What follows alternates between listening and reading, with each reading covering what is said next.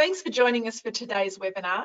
I'm Andrea Salmon. I'll be facilitating this program today, and we're looking at coping with the heat, and Annabelle Brodsky is our presenter today. We start all our programs by acknowledging and paying respect to the traditional custodians, past, present and emerging, on whose lands we meet today. I'm currently on the lands of the Wurundjeri people of the Kulin Nation.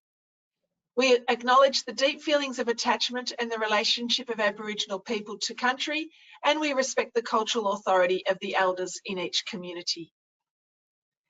It is my pleasure to introduce you today to Annabelle Brodsky. Annabelle is an occupational therapist who's worked with MS for several years now, firstly as an employment support consultant, and now she's moved over to work as an occupational therapist in the NDIS team, which is a fantastic program. So Annabelle, it's wonderful to have you with us today. First up is we're going to start with a poll, just to give Annabelle and I the sense of how you guys that are online today feel when you're hot. So the first question is, how do you feel when it's hot? And you can tick as many of these as apply to you. So do you love it? Does it depend how hot it is? Maybe you notice that your symptoms get worse when you're hot and when the weather's hot. Maybe you notice you actually just feel you can't do anything and so you hate it. So let us know how heat affects you and feel free to throw comments into the question area as well. It's great to see people voting on that. That's nearly everyone voted. Well done. So I'll close that off and I'll share the results with everyone. So yeah, you're not alone. 86% of people who are online today notice that their symptoms get worse with the heat. 67% hate it. Absolutely. 52% of the group on today notice or recognise that they really feel they can't do anything when it's hot. And 24% are acknowledging that it does depend on how hot it is, that's for sure. Interestingly, no one loves it. So Annabelle, I'm going to let you take over now and I'll turn off my camera. Thank you. Thanks, Andrea. Let me know if you can't hear me. No, that's perfect. Thank you. So I just want to start our webinar on coping with heat today by telling you about Jo. She was diagnosed with MS in 2001.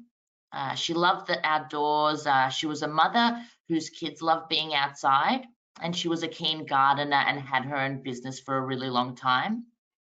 Her family and friends often urged her to go outside and enjoy the fresh air on summer days, but she'd usually state that she couldn't go out and they didn't really understand what she was feeling, says Jo. Jo started noticing problems with heat a few summers prior to her diagnosis. She stated, "I was weeding and planting a garden and the fatigue hit me like a brick. The heat caused spasticity, weakness in my legs, and I felt like I could not continue gardening that day." It was one of those things that prompted her to contact her doctor, and the road to diagnosis began. This reaction also caused her to reassess her work, and she decided for a career change. Jo reported feeling relieved that she had a diagnosis and that her MS helped explain her extreme heat sensitivity. Over the years, Jo learned strategies and techniques to better cope with the heat, and she has a better understanding of what is happening, and this has enabled her to manage the heat much better. Jo was even able to recommence her gardening business, and she has learned the best times to complete these tasks, and her clients are very accommodating as well. This meant that Jo could continue to enjoy her gardening and to use a range of strategies to keep active with her kids outside as well. Today, we'll be sharing information with you that will hopefully assist you and better manage the heat in your life as well.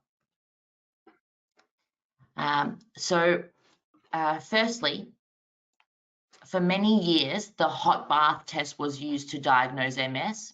A person suspected of having MS was immersed in hot water in a bath, and the appearance of neurological symptoms or their worsening was taken as evidence that the person had MS. The earliest medical reports of thermal sensitivity in MS were actually derived by Charles Oliveira de Anges. He was noted in 1824 that when people were immersed in a hot bath, they experienced numbness in the right leg, reduced feeling, and a reduced dexterity in their hands with patients who had MS. The hot bath test has now been replaced by MRIs, lumbar punctures, and other diagnostic tools. Interestingly, it doesn't take much for change to be noticed. So for many people with MS, just one half or 1/4 of a degree elevation in the body temperature can cause a temporary worsening of the symptoms. People with MS tend to have a resting body temperature slightly lower than the average, and they may actually sweat less, which is also a contributing factor to heat intolerance. People that feel humidity affects them more, and others that feel direct sunlight can be noticing some debilitating effects from that. So at rest, our core temperature is 37 degrees Celsius and skin temperature is around 32 degrees. When we start to overheat, we initially vasodilate. So our blood vessels and capillaries dilate.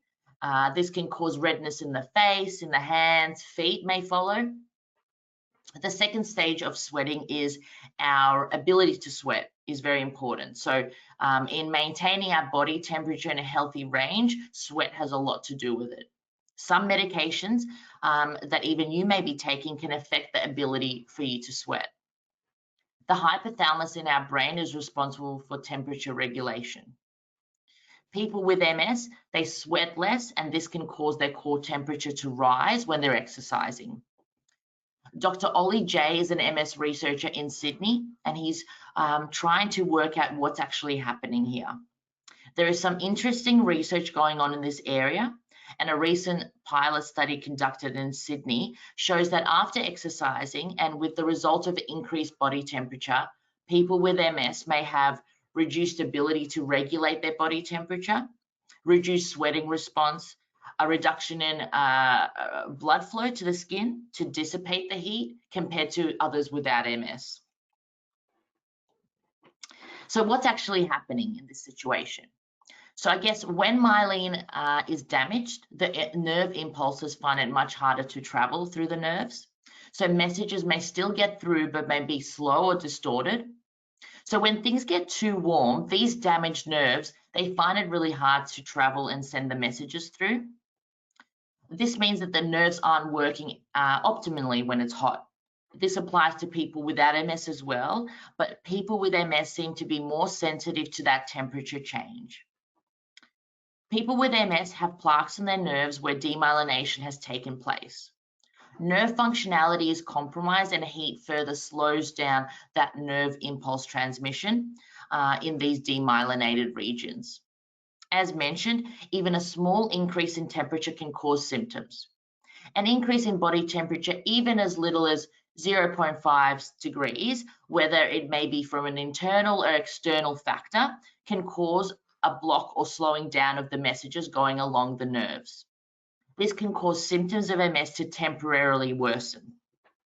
However, this reduction in nerve conduction, it causes a pseudo-exacerbation. So it's not actually a relapse, but at the time when it is hot, you may notice those increase in symptoms, which can feel like an exacerbation. Once you cool down, however, symptoms will disappear and it is temporary.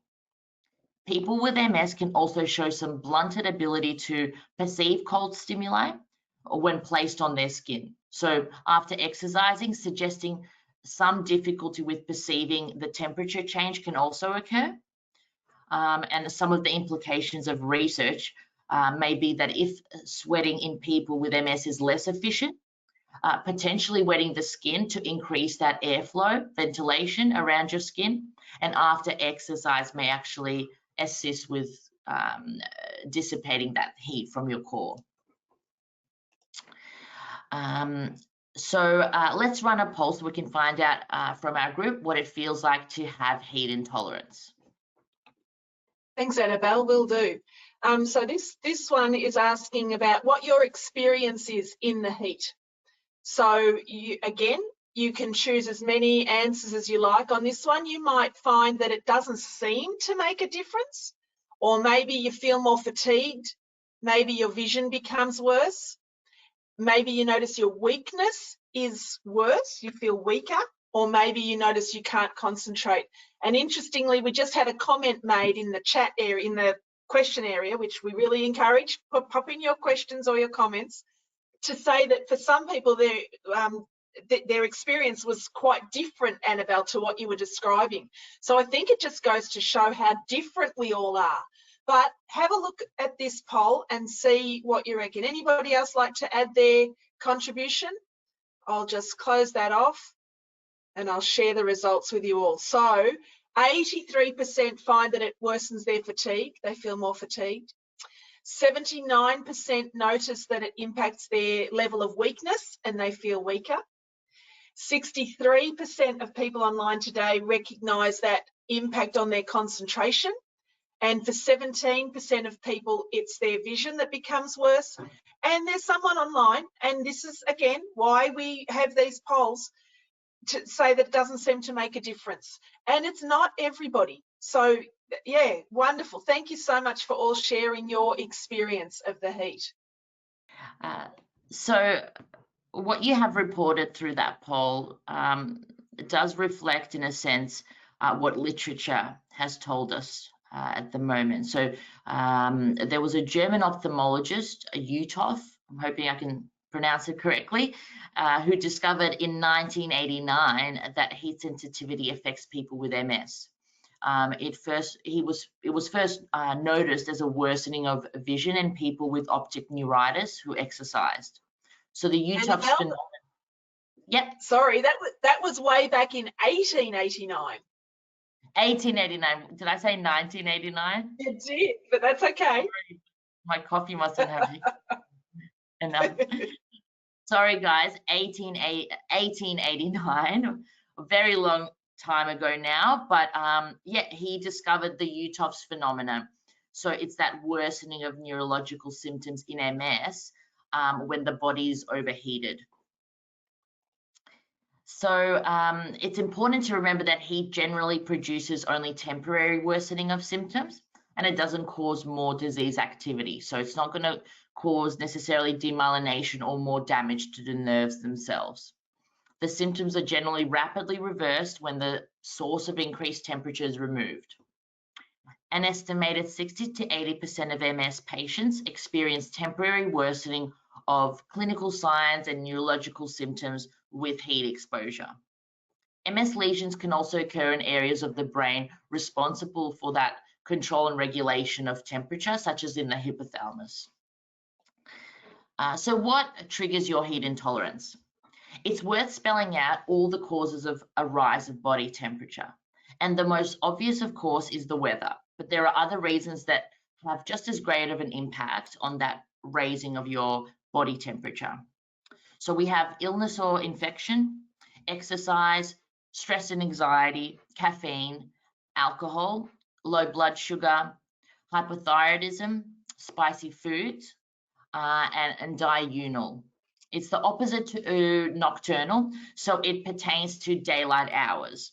It usually refers to a biological rhythm that repeats every 24 hours.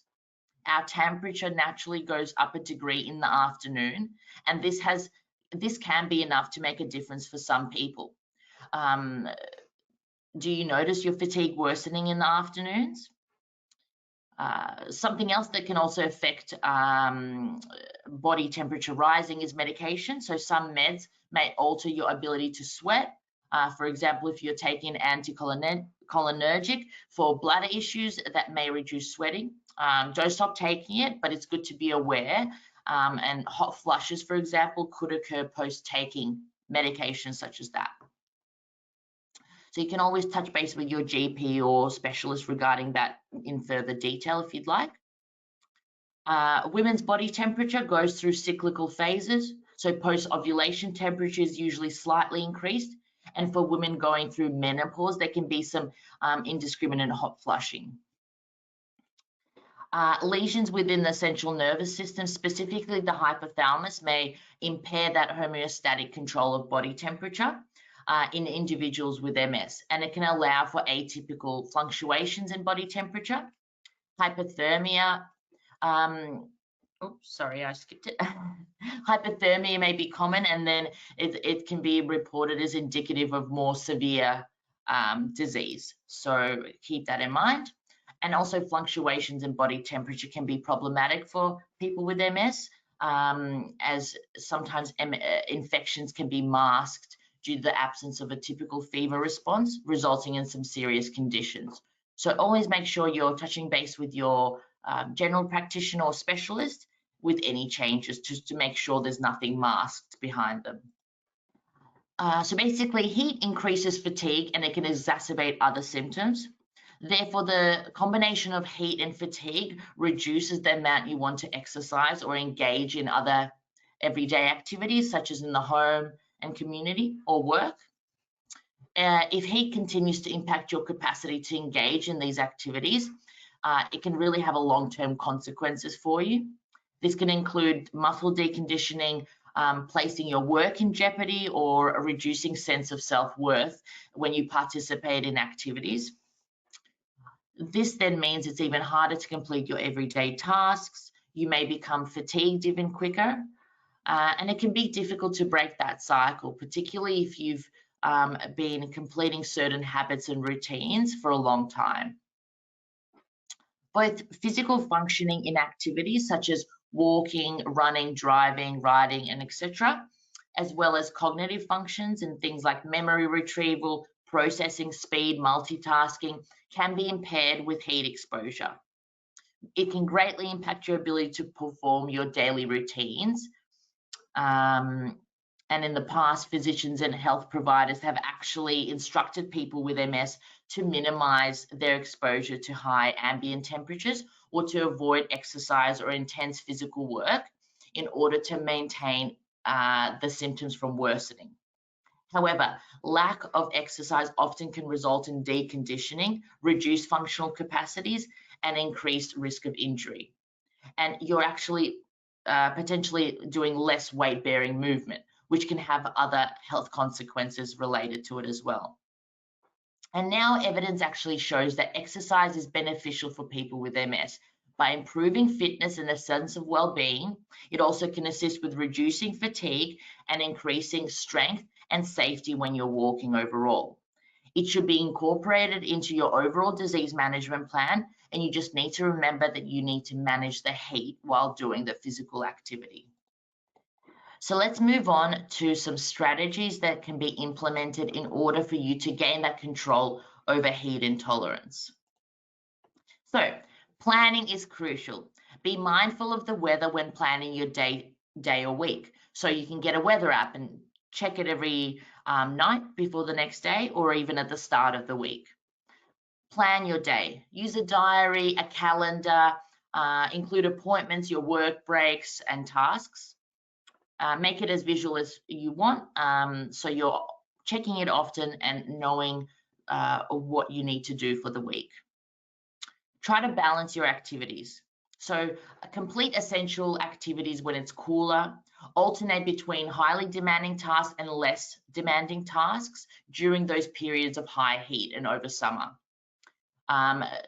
These may be cognitive tasks, physical tasks. You may be preparing for an evening meal, but doing it earlier when it is cooler in that day.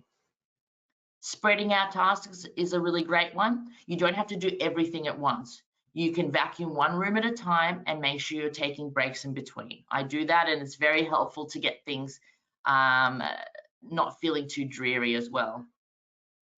Also, be gentle with yourself and be kind to yourself, especially when it's hot, because symptoms do worsen, and you can give yourself some slack during these times. Having to consider the heat and how you respond to it can result in anxiety. In regards to the social activities, the heat is probably something that you may have not previously ever thought about, and now it's needed that extra preparation to socially engage, and that's okay.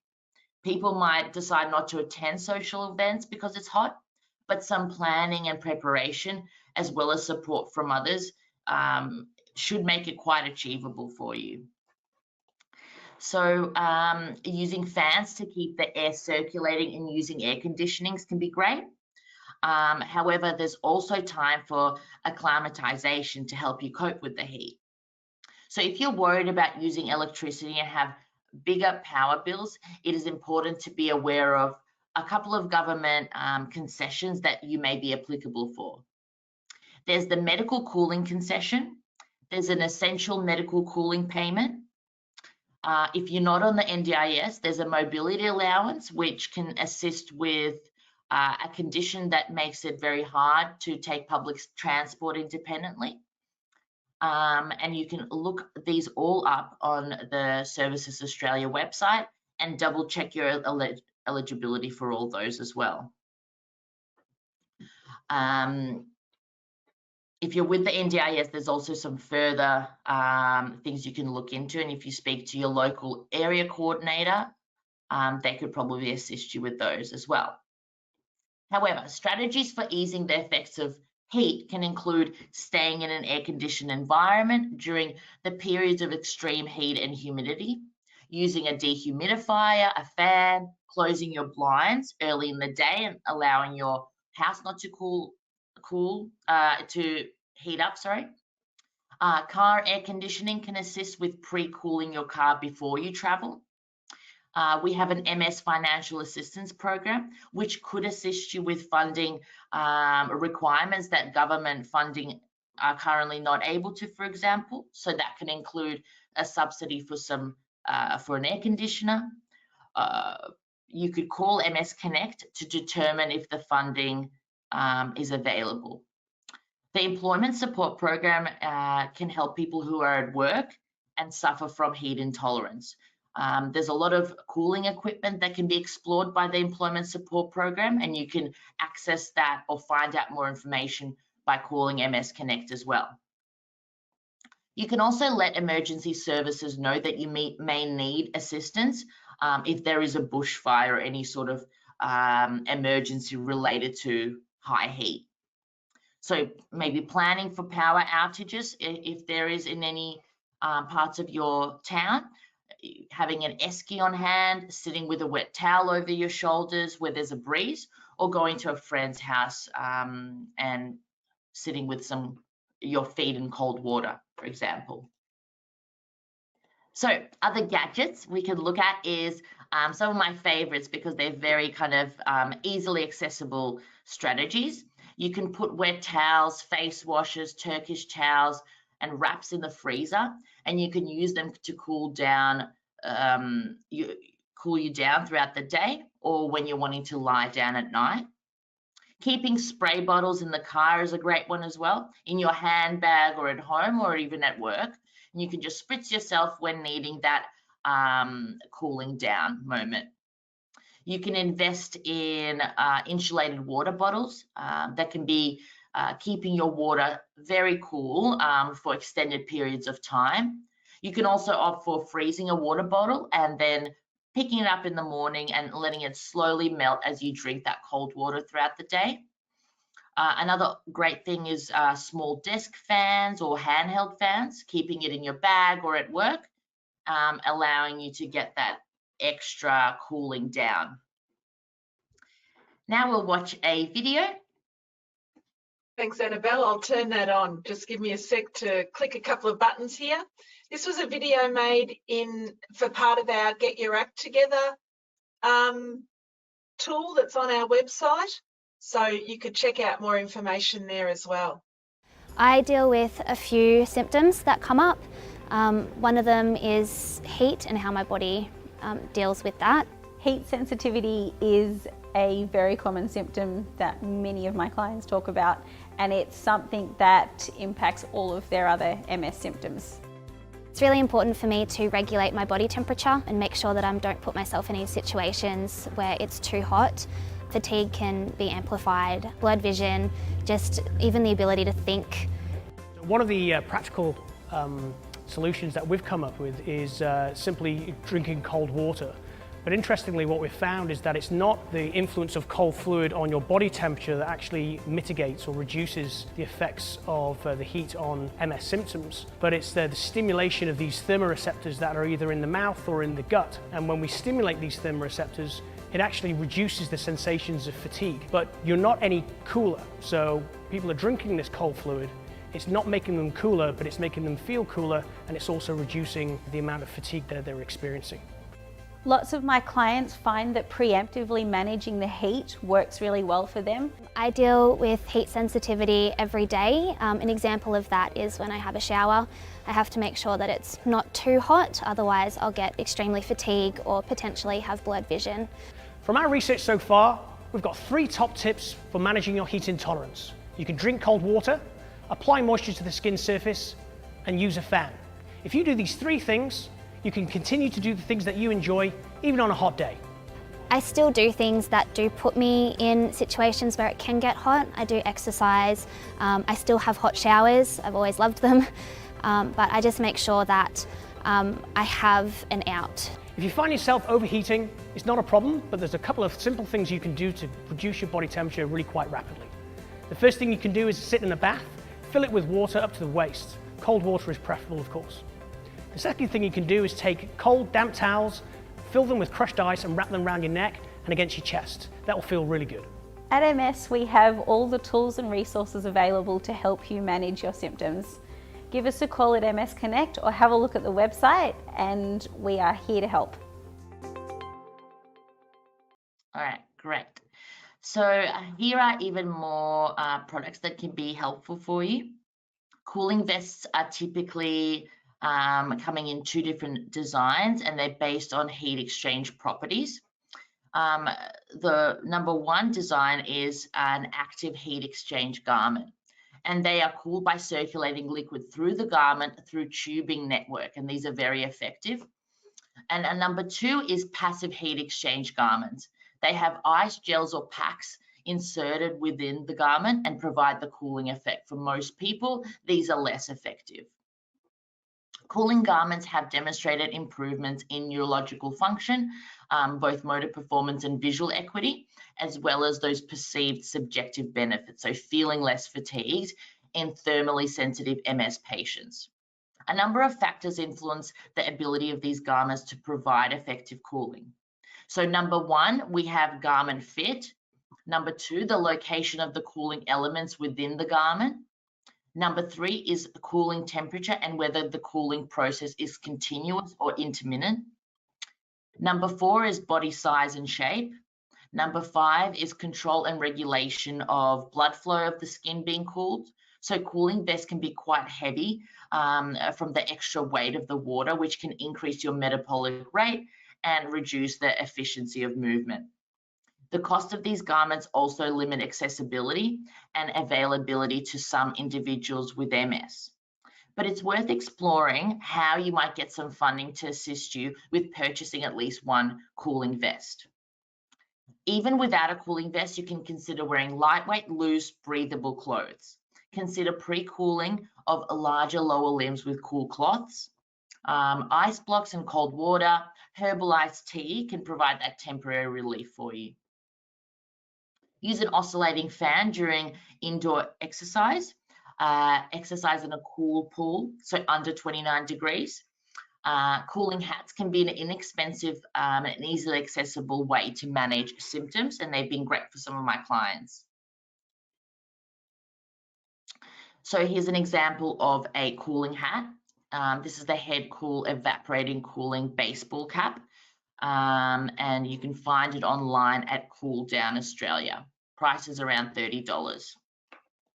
Now, wearing chilly sleeves, so it feels like an air conditioning system wrapped around your arms. So you douse the cooling sleeves with cold water and then you snap them, and they chill right down as a result of the fabric technology that they're constructed from. This performance fabric absorbs and retains sweat and water, and then it circulates the water molecules while regulating the rate of evaporation. So this delivers an instant cooling effect on your skin. We can have a look at bedding and clothing as well. Sleeping alone is much cooler as you don't have to cope with body heat of another person. Consider getting 2 beds that link together, can be assistive. Wearing cotton is preferable to synthetic fibers for pajamas and daytime clothing. Cotton leaves you drier and more comfortable because it takes away that perspiration from the skin. Avoid memory foam mattresses because they can make you sink down into them, and then the heat is trapped and it has less circulation space to escape. Choose some lightweight, loose, breathable clothing and choose light colored clothing if possible. Here's another video of a cooling mat for your bed.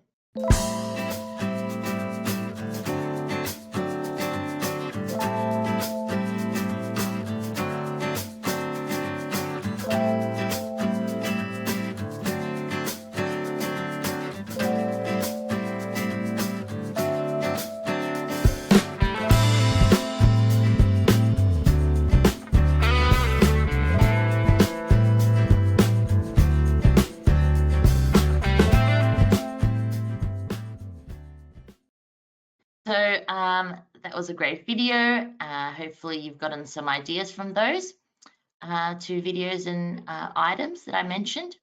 But there's of course other ways to avoid the heat. So keeping the sun out of your house. The midday sun can increase the heat of your house and make it difficult to cool down in the evening. Glass coating and window film can reject heat and ultraviolet rays, and these products may offer up to 75 to 80% solar energy rejection and 99% UV light rejection. So this can be achieved by exterior and interior blinds or tinting of windows. You can also opt for cool showers, baths, and swimming in an unheated pool are also excellent pre-cooling strategies before you go exercise or before bedtime. If you do not leave the house in heat, if you do leave the house in heat, actively seek out shade in areas as you walk along the paths. Always have water on you. Wear a wide-brimmed hat and use a sunshade. Park in underground car parks if possible. Use dashboards to cover your windows if you can't find underground parking. Sun visors, steering wheel covers, and open the windows and turn the aircon on before you enter the car. Shop during the cooler periods of the day or shop online. Avoid using ovens on really hot days. Consider using cooling garments whilst you're cooking, and turn the extractor fan on and turn the aircon on as well. It all comes down to planning. So getting that weather app up and seeing what you have for the week. So now it's time for a little bit of feedback from you with another poll. Thanks, Annabelle. This one's getting you to have a think about, from what we've been talking about already, is there something that you're thinking that you might take action on? So this time we only want you to choose one answer. So from which of these strategies might make a difference for you, do you think? Maybe you need to rethink your daily activities. Maybe you're conscious that you need to run your air conditioner more, and maybe those subsidies for the power would be helpful. Maybe you've started to think, yep, a cooling vest might be the thing that helps me. Or maybe you're thinking, I need to investigate on the blinds for the house to keep the house cool. Or another one would be, I'll make sure to take water with me. And if none of those apply, that's okay. But if something else has struck you, pop it in the question area. This is one of those questions where, you know, we love sharing this information with you in these programs, but they're only beneficial really if there's something in it that you can take on board and change. So hopefully there's been something that you've kind of gone, oh yeah, I meant to do that, or yeah, I should follow that up. So if anyone else would like to participate in this poll, I'll then close that off. Alrighty, I'll close it off and I'll share with the results with you. So well done, guys. 35% of people online today are thinking that if they take water with them, that will make a positive difference. It sure will. And we've got 22% of people thinking they need to rethink their daily activities. Well done. So much of it is about planning. And 22% recognising that they need to run their air conditioner more. Absolutely. You've got to look after you, number one. 17% of people thinking a cooling vest or one of those other cooling products. might be what they need. And a lot of people find those really helpful. So that's wonderful. Great to know that you've got something in mind that you're going to follow up on. All right, thanks, Andrea. So exercise is really important for management of MS with positive effects on your mood, well-being, symptom management. And when heat intolerance is a problem, we encourage you to consider alternative ways that you can manage exercise rather than giving up. Fitter people have lower resting core temperatures, plus you sweat more. So even small improvements in fitness can actually help. Acclimatization, which I've mentioned previously, can help. So going slowly, working your way gradually up to exposing yourself to heat can assist with adaptation. So allowing for adaptations results in not getting as hot during exercise with less of an increase in heart rate, which can also help produce more sweat once you've acclimatized. Neuromuscular fatigue can be an issue, so rest breaks are essential. If you experience lassitude fatigue, break exercise up into shorter spurts that are more manageable. Vigorous exercise is usually not recommended when having an exacerbation or when you are unwell. Exercising in an air-conditioned room can actually help keep your body temperature down. Avoiding exercise in humid conditions. Cold drinks can help keep your core temperature down. Pool water temperature under 28 degrees can assist, and hydrotherapy pools have been known to affect people with MS negatively, so just watch out for those as well. Consider pre-cooling before exercise by immersing your body in cold water, so in a cold pool. There's been some research around immersion for 30 minutes before exercise can assist with cooling your core body temperature down. Your exercise should really include a mix of stretching, strengthening, balance work, aerobic fitness, and endurance to address the different symptoms commonly seen in MS. But make sure you are listening to your body and you should be feeling supported both physically and emotionally in your environment where you're exercising. Basically, the take-home message and in summary, the key strategies are found to be useful in assisting people with MS to manage their temperature intolerance is to know your triggers, assess your triggers, use some of the gadgets we talked about, fans, handheld fans, cooling down towels, and maybe cooling products if possible. Also look at planning your day, then prioritizing your activities, and then pacing yourself. It often takes some experimentation and some practice, but consistency is really key with learning how to start to plan. To finish off, let's see what we're going to do now. Where will you go for more advice? So you can talk to your GP, you can call MS Connect. An OT assessment may be something that can be helpful for you. They can look at equipment and strategies that can help you complete an activity you're currently struggling with because of a symptom such as heat intolerance. Feel free to always shout out and get some help. And MS Connect is probably the best point of call to start on with. Thanks, Annabelle. Absolutely. And thank you so much for all that advice too. Here's some other resources and links. And there are some great comments and questions coming through. So I'll allow a couple of minutes while people add to that area before we go back and have a chat. But so there's some more resources that are in your handouts. And Get Your Act Together is that tool that I was mentioning before when we looked at the video on heat. That's on our website. You can Google that or put it in the search bar of the ms.org.au website, and you can plug in a few questions and plug in a few answers to questions about heat sensitivity, because that's one of the symptoms on there, and get some further advice. There are some agencies and some programs mentioned in that as well that will be specific to the ACT, but the general advice is applicable to everyone. And as Annabelle said, we really want you to have that MS Connect number in your phone so you can call and ask questions. There are a whole lot of reasons to connect to the team at MS Connect, and exploring some of the things we've talked about today is just one of them. The other thing that's really valuable, that's worth mentioning, is the value in peer support. So a couple of questions coming into the question area around how effective are some of these products, and how do I get them, and what do people find beneficial? We can only know what we've been told. So another great resource is actually to talk to other people also living with MS, because they will be able to tell you what their experience has been.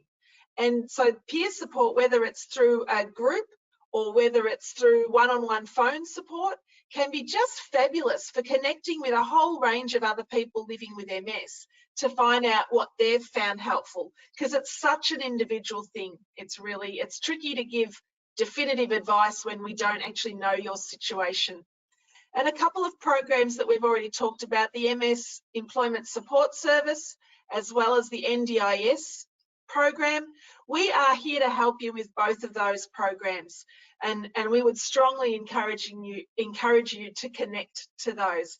ESS if you're working, NDIS if you're under 65, and My Aged Care if you're over 65. And we can help you navigate that if you need that help. We've got a range of podcasts as well that people might like to tap into for more information. We did a podcast recently with Dr. Ollie J, so he was talking about the impact of heat, so you could check that out. So let's have a look at our questions, Annabelle, and we'll see which ones we can actually answer. Some we might not be able to. Janine made that comment about she finds that it's what we've been talking about, her experience is quite reverse to that. But I think that just goes to show that everyone is so different. And Mandy commented that, yep, she notices even a slight rise in temperature will send her to bed for half a day or a whole day. And Clement commented that with primary progressive MS, finding that function doesn't actually return until having had a sleep. So that, that's quite extreme. And if there are any of these strategies that might help sort of almost like prevent getting to that extreme, that would be really worth exploring. Daniel was interested in where to get the cooling sleeves. So I'm happy to look that up. But do you know, Annabelle, where to get those cooling sleeves?